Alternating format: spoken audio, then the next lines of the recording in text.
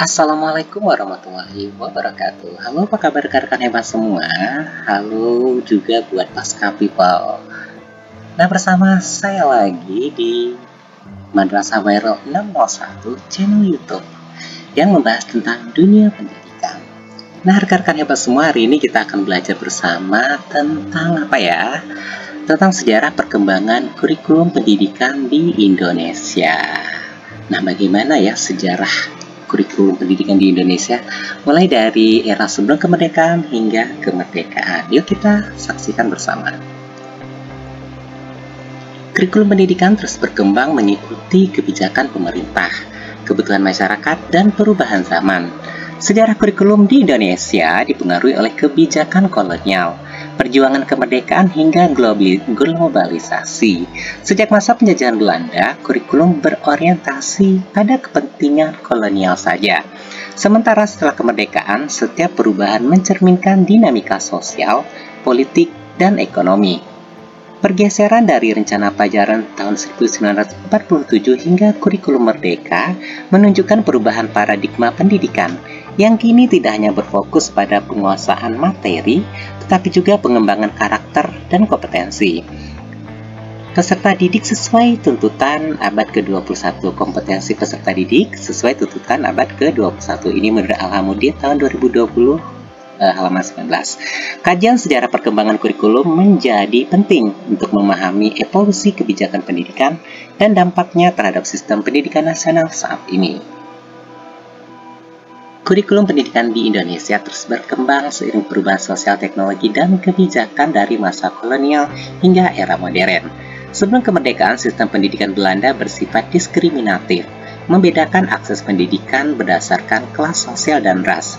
Sekolah kelas 1 seperti Europe's Leisure School atau ELS ditujukan bagi anak-anak Belanda dan elit pribumi. Sementara sekolah kelas 2 seperti Holland's Inland School atau HIS diperuntukkan bagi penduduk asli. Ini menurut studi Jartot pada tahun 1993. Sebagai bentuk perlawanan terhadap diskriminasi pendidikan kolonial, Ki Hajar Dewantara kemudian mendirikan Taman Siswa pada tahun 1922, menekankan pendidikan berbasis budaya nasional dengan asas Ingarso Sungtolodo, Immadia Mangunkarso, dan Tut Wuri Handayani. Selain itu, Muhammadiyah yang didirikan oleh Kiai Haji Ahmad Dahlan pada tahun 1912 berkontribusi dalam pendidikan Islam yang lebih inklusif. Setelah kemerdekaan, kurikulum pendidikan mulai mengalami perubahan besar. Kurikulum 1947 masih dipengaruhi sistem kolonial, tetapi mulai menanamkan semangat kebangsaan. Perubahan tersebut terjadi dengan munculnya kurikulum pada tahun 1954, 1968, dan 1975, hingga kurikulum terbaru yang lebih berbasis teknologi dan kebutuhan global. Secara keseluruhan, perjalanan kurikulum pendidikan Indonesia mencerminkan transisi dari sistem kolonial yang diskriminatif menuju pendidikan nasional yang lebih inklusif dan berbasis kompetensi. Bagaimana perkembangan kurikulum pendidikan sebelum kemerdekaan? Sejak masa kolonial, sistem pendidikan Indonesia mengalami perubahan besar, terutama setelah peran Ki Hajar Dewantara, Bapak Pendidikan Nasional. Sebelum kemerdekaan, pendidikan di Hindia Belanda bersifat diskriminatif, membedakan akses berdasarkan kelas sosial dan ras. Sekolah kelas 1 misalnya seperti ELS diperuntukkan bagi anak Belanda elit pribumi saja, sementara sekolah kelas 2 seperti HIS ditujukan untuk penduduk asli. Apa yang mereka lakukan untuk pendidikan bangsa sebelum era kemerdekaan?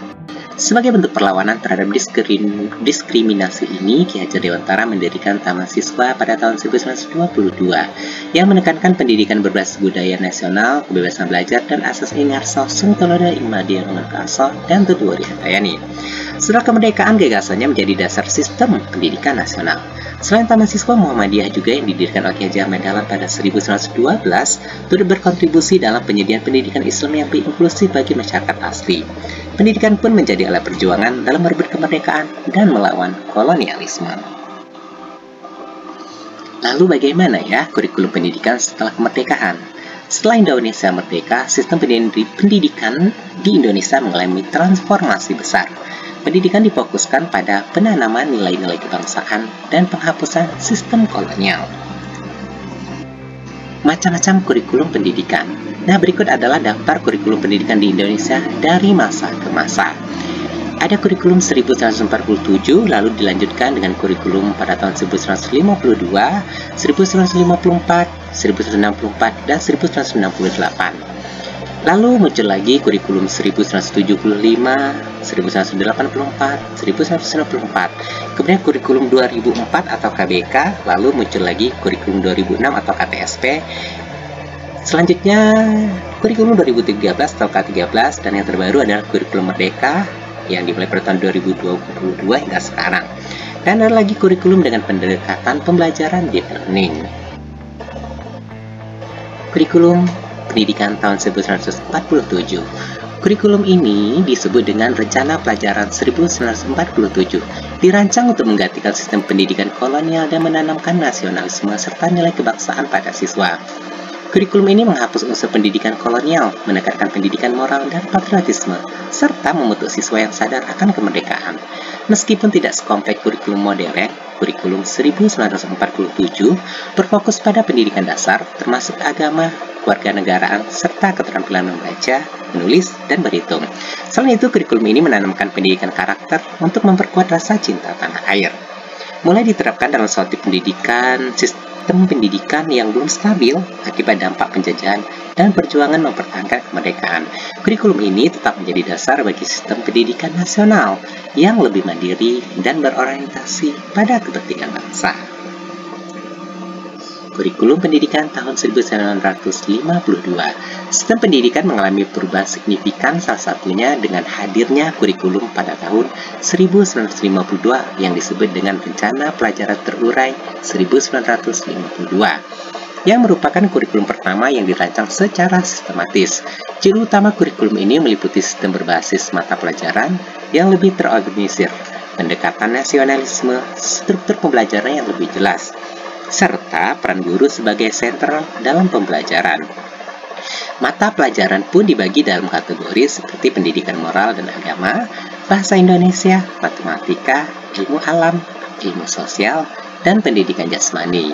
Juga menyeimbangkan aspek intelektual, moral, dan keterampilan siswa. Kurikulum tahun 1952 juga menekankan orientasi nasional dalam pembentukan karakter bangsa. Struktur mata pelajaran yang dikategorikan berdasarkan tingkat kesulitan.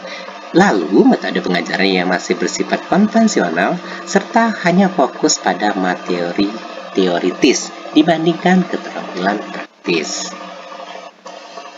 Selanjutnya, kurikulum pendidikan tahun 1954. Kurikulum ini merupakan penyempurnaan dari kurikulum 1952 yang lebih sistematis dan disesuaikan dengan perkembangan pendidikan nasional. Kurikulum ini tetap berbasis mata pelajaran ya teman-teman, dengan penekanan pada ilmu pengetahuan, terutama dalam bidang matematika, bahasa Indonesia, IPA, dan IPS. Selain itu, pendidikan agama menjadi bagian penting dalam membangun karakter siswa sesuai nilai moral budaya bangsa. Dalam penerapannya, kurikulum ini lebih fokus pada pembelajaran di sekolah dasar dan sekolah menengah pertama, dengan struktur yang lebih terorganisir untuk memperdalam pemahaman akademik dan keterampilan dasar. Meski menghadapi kendala seperti keterbatasan guru dan sarana pendidikan, kurikulum ini, menurut Suryadi tahun 2020, menjadi dasar bagi sistem pendidikan yang lebih maju. Beberapa perubahan penting dalam kurikulum tahun 1954 meliputi struktur pembelajaran yang lebih sistematis, penambahan mata pelajaran baru, penekanan pada aspek keterampilan, serta metode pengajaran yang lebih interaktif, meskipun masih mempertahankan metode instruksional tradisional. Jika dibandingkan dengan kurikulum pada tahun 1952, kurikulum di tahun 1954 lebih terstruktur, mulai mengadopsi metode interaktif, serta memberikan keseimbangan antara teori dan keterampilan. Perubahan ini mencerminkan upaya pemerintah dalam menyesuaikan sistem pendidikan dengan kebutuhan bangsa dan perkembangan zaman. Kurikulum pendidikan tahun 1964. Kurikulum ini menggantikan kurikulum 1954. pada masa pemerintahan Presiden Soekarno dengan tujuan meningkatkan kualitas pendidikan dasar serta meningkatkan keterampilan dan ilmu pengetahuan dasar. Kurikulum ini juga dipengaruhi oleh gagasan revolusi mental dan nasionalisme yang berkembang saat itu. Karakteristik utama kurikulum pada tahun 1964 meliputi konsep Pancawardhana yang mengembangkan kecerdasan, moral, keterampilan, emosional dan artistik, serta fisik. Kurikulum ini juga menitikberatkan pada pendidikan ilmu dasar seperti membaca, menulis, berhitung, IPA, dan pendidikan moral, serta menerapkan pemisahan bidang studi yang lebih spesifik. Kurikulum pendidikan tahun 1964 memiliki dampak ketika diterapkan. Di antaranya yang pertama, peningkatan kompetensi dasar siswa, terutama dalam ilmu dasar. Kemudian, dampak positifnya. Yang kedua adalah model pembelajaran lebih terstruktur dengan alokasi waktu yang jelas. Yang ketiga, persiapan menuju modernisasi pendidikan, terutama dalam pendekatan berbasis ilmu pengetahuan dan teknologi. Namun, kurikulum 1964 juga menghadapi beberapa kendala seperti penekanan akademik yang berlebihan sehingga pengembangan karakter kurang seimbang dan kesulitan implementasi di daerah terpencil akibat keterbatasan tenaga pengajar dan sarana pendidikan. Pada tahun 1968, kurikulum ini kemudian digantikan oleh kurikulum 1968 yang lebih menyesuaikan dengan perubahan politik dan pembangunan. Selanjutnya, kurikulum pendidikan tahun 1968. Kurikulum ini merupakan kurikulum pertama di era Orde Baru yang menggantikan kurikulum 1964 karena dianggap tidak sesuai dengan tujuan pemerintahan baru. Pergeseran ini mengubah pendekatan Pancawardhana menjadi sistem yang lebih menekankan pembentukan manusia Pancasila sejati. Perubahan ini dipengaruhi oleh kondisi politik pasca gerakan 30 SPKI pada tahun 1965 dengan tujuan menciptakan stabilitas serta menghasilkan individu yang taat pada negara dan berkontribusi pada pembangunan nasional. Tujuan utama kurikulum 1968 mencakup penanaman ketakwaan kepada Tuhan, pembentukan karakter berbasis Pancasila, pengembangan kecerdasan siswa untuk pembangunan nasional, serta peningkatan kesadaran akan peran pendidikan dalam pembangunan nasional dan ekonomi. Kurikulum ini memiliki ciri utama seperti penghapusan pendekatan Pancawardhana yang dianggap terlalu kompleks, struktur pendidikan formal yang lebih sistematis, serta penekanan pada pendidikan moral Pancasila sebagai mata pelajaran wajib.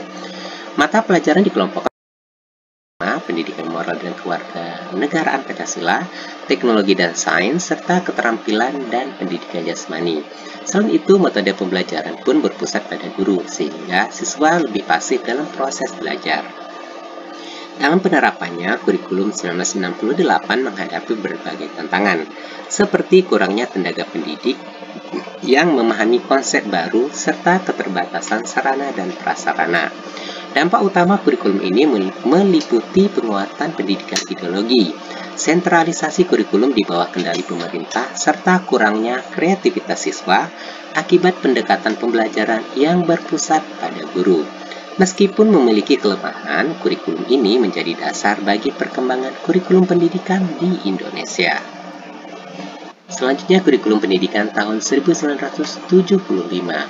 Kurikulum ini menggantikan kurikulum 1968 sebagai upaya meningkatkan efisiensi dan efektivitas pembelajaran melalui pendekatan yang lebih sistematis. Pada era 1970-an, perubahan pembangunan nasional berdampak pada sektor pendidikan, sehingga kurikulum tahun 1975 menerapkan pendekatan manajemen berorientasi tujuan atau MBO untuk mencapai hasil pembelajaran yang lebih terukur.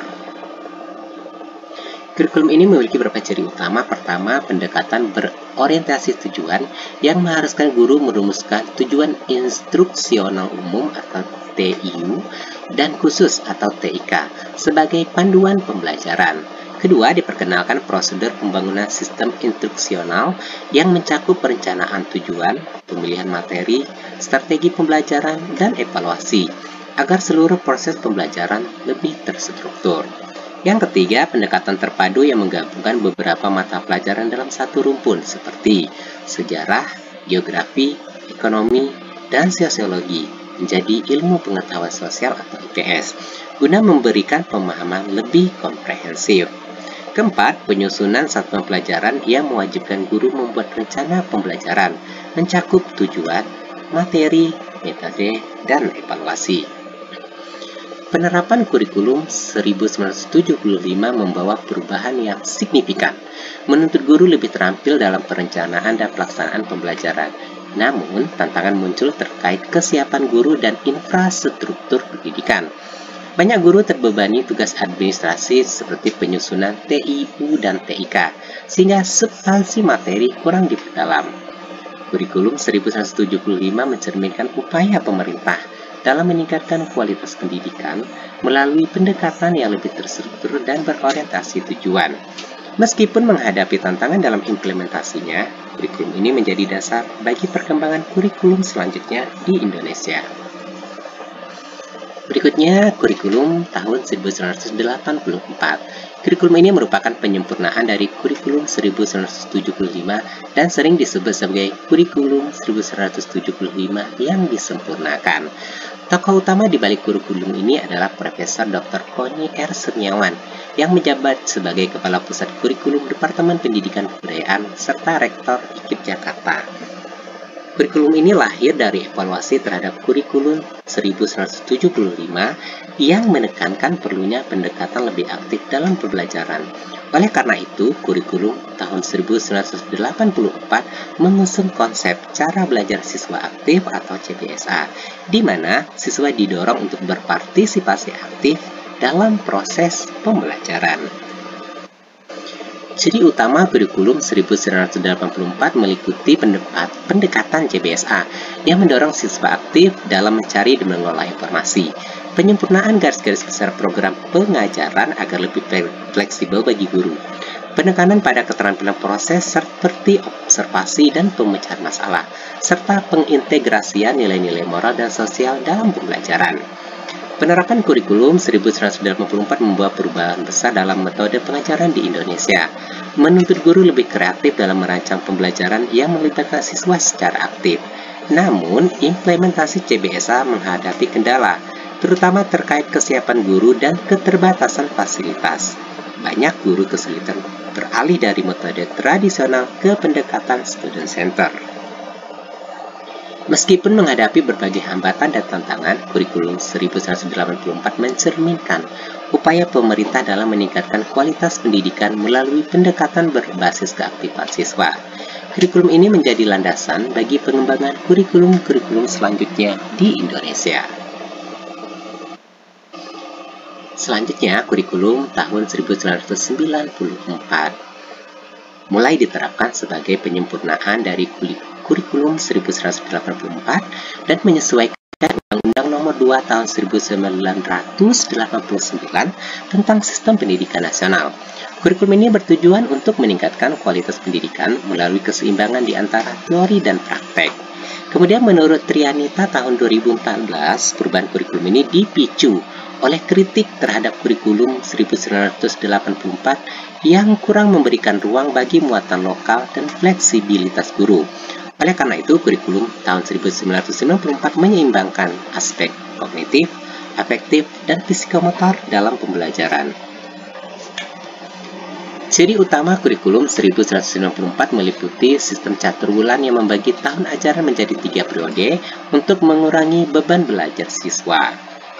Pendekatan pembelajaran berbasis pemecahan masalah dan pemahaman konsep yang mendorong berpikir kritis, serta penekanan pada muatan lokal agar lebih relevan dengan kondisi sosial dan budaya daerah. Namun, kurikulum ini tetap menghadapi tantangan seperti beban belajar yang masih berat dan keterbatasan fleksibilitas bagi guru dalam mengembangkan metode pengajaran. Meskipun demikian, kurikulum ini memberikan kontribusi positif dalam pengembangan pendidikan di Indonesia dengan pendekatan yang lebih sistematis dan relevan. Selanjutnya, kurikulum 2004 atau disebut dengan kurikulum berbasis kompetensi atau KBK, diterapkan untuk meningkatkan kualitas pendidikan dengan menekankan pengembangan kompetensi peserta didik. Kurikulum ini menggantikan kurikulum tahun 1994 dengan bertujuan menghasilkan lulusan yang kompeten, berpikir kritis, kreatif, serta mampu beradaptasi dengan perubahan zaman. Ciri utama KBK meliputi pendekatan berbasis kompetensi yang mencakup aspek pengetahuan, keterampilan, dan sikap. Desentralisasi pengelolaan yang memungkinkan sekolah menyesuaikan kurikulum dengan kebutuhan lokal. Pembelajaran kontekstual agar materi lebih relevan dengan kehidupan nyata, serta penilaian berbasis kelas yang dilakukan secara berkelanjutan. Sayangnya, implementasi KBK menghadapi tantangan seperti kesulitan guru dalam memahami konsep kompetensi serta keterbatasan sarana dan prasarana di beberapa sekolah. Meskipun demikian, kurikulum 2004 menjadi landasan penting bagi pengembangan kurikulum selanjutnya di Indonesia.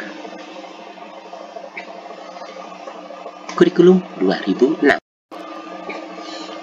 Kurikulum Tingkat Satuan Pendidikan atau KTSP menggantikan kurikulum KBK 2004 sebagai respon terhadap tantangan dalam implementasi KBK seperti keterbatasan sumber daya pendidikan dan kesiapan guru. Kurikulum ini mulai diterapkan pada tahun ajaran 2006-2007 dengan menekankan desentralisasi pendidikan, memberi sekolah kewenangan menyusun kurikulum sesuai karakteristik dan kebutuhan masing-masing. Ciri utama KTSP meliputi pendidikan berbasis kompetensi, desentralisasi pendidikan, keterpaduan mata pelajaran, serta penilaian berbasis kelas yang berfokus pada perkembangan siswa. Keunggulan KTSP terletak pada fleksibilitas sekolah dalam menyusun kurikulum dan mendorong pembelajaran yang lebih kontekstual. Namun, kurikulum ini juga menghadapi kendala, seperti kesulitan dalam penyusunan silabus, kurangnya pelatihan guru, serta ketidakjelasan standar isi dan kompetensi lulusan. Sebagai penyempurnaan dari KBK, KTSP bertujuan memberikan lebih banyak fleksibilitas bagi sekolah. Meskipun menghadapi tantangan dalam implementasinya, kurikulum ini tetap berkontribusi besar pada peningkatan kualitas pendidikan di Indonesia. Baik rekan-rekan semua, selanjutnya kurikulum 2013. Kurikulum 2013 atau K13 dikembangkan oleh Kementerian Pendidikan dan Kebudayaan sebagai respon terhadap dinamika global dan kebutuhan pendidikan berbasis kompetensi. Kurikulum ini bertujuan untuk menghasilkan siswa yang berpikir kritis, kreatif, komunikatif, dan kolaboratif. Implementasi K13 dilakukan secara bertahap, mulai dari uji coba di sekolah percontohan pada tahun 2013. Perluasan bertahap dari tahun 2014 hingga 2016, kemudian revisi kurikulum 2017 hingga penerapan nasional sejak 2019. Kurikulum ini memiliki karakteristik utama yaitu pendekatan saintifik, pembelajaran berbasis kompetensi, dan penilaian autentik.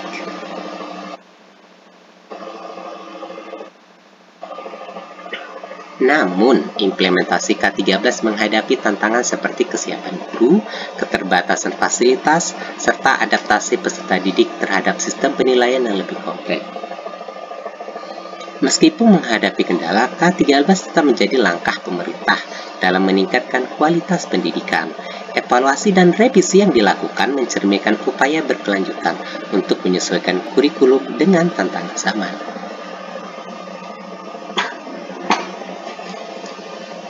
Selanjutnya, kurikulum 2022 atau kurikulum merdeka. Kurikulum pendidikan Indonesia terus berkembang menyesuaikan dinamika sosial dan tantangan zaman. Pada tahun 2022, pemerintah meluncurkan kurikulum merdeka untuk meningkatkan kualitas pendidikan dan menekankan fleksibilitas, pengembangan karakter, dan kemampuan esensial siswa.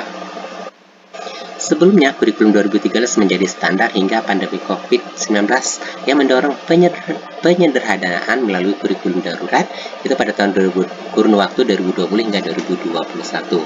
Prototip kurikulum merdeka diuji coba lebih dari 3.000 sekolah penggerak dan SMK pada 2021 dan 2022.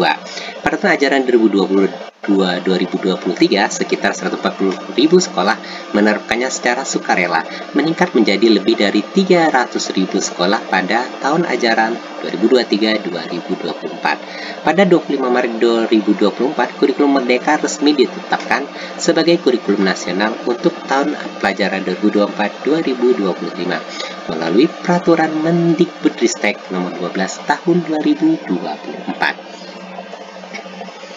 Kurikulum ini memberikan guru fleksibilitas dalam pembelajaran, menekankan materi esensial seperti literasi dan numerasi, serta mengintegrasikan pembelajaran berbasis proyek untuk pengembangan soft skill dan karakter sesuai dengan profil pelajar Pancasila. Namun, implementasi menghadapi tantangan seperti kesiapan guru, infrastruktur, dan adaptasi lingkungan. Keberhasilannya bergantung pada evaluasi berkelanjutan dan pelatihan guru. Dengan komitmen pemerintah dan partisipasi aktif pemangku kepentingan, kurikulum merdeka sangat diharapkan dapat meningkatkan kualitas pendidikan Indonesia dan tentunya membentuk generasi yang kompeten serta berkarakter. Selanjutnya, rekan-rekan hebat semua, kurikulum dengan pendekatan deep learning. Pada tahun 2024, akhir tahun 2024, Menteri Pendidikan Dasar dan Menengah Abdul Muti memperkenalkan pendekatan deep learning untuk meningkatkan kualitas pendidikan di Indonesia. Metode ini bukan kurikulum baru, melainkan strategi pembelajaran yang menekankan pemahaman mendalam dan penerapan konsep secara efektif. Kurikulum dengan pendekatan deep learning terdiri dari 3 pilar utama, yaitu mindful learning, untuk meningkatkan kesadaran dan fokus siswa dalam belajar. Kemudian disebut dengan meaningful learning, menghubungkan materi dengan pengalaman nyata siswa. Dan yang ketiga disebut dengan joyful learning, yaitu penciptaan suasana belajar yang menyenangkan dan bisa memotivasi siswa. Pendekatan ini bertujuan menghasilkan siswa yang tidak hanya memahami teori, tetapi juga mampu menerapkannya dalam kehidupan nyata. Hal ini sejalan dengan visi pendidikan nasional dalam mencerdaskan bangsa dan membentuk karakter yang kuat. Nah, kesimpulannya apa ini teman-teman? Kurikulum 1947 fokus pada pendidikan karakter dan nasionalisme. Kurikulum 1952 lebih terstruktur dengan mata pelajaran berbasis nasionalisme. Kurikulum tahun 1954 penyempurnaan dari kurikulum tahun 1952 dengan pendekatan lebih sistematis. Kurikulum 1964 mengusung konsep Pancawardana yang terdiri dari moral, kecerdasan, emosional, keterampilan, dan jasmani. Selanjutnya, kurikulum 1968 menekankan pendidikan akademik dan pembangunan.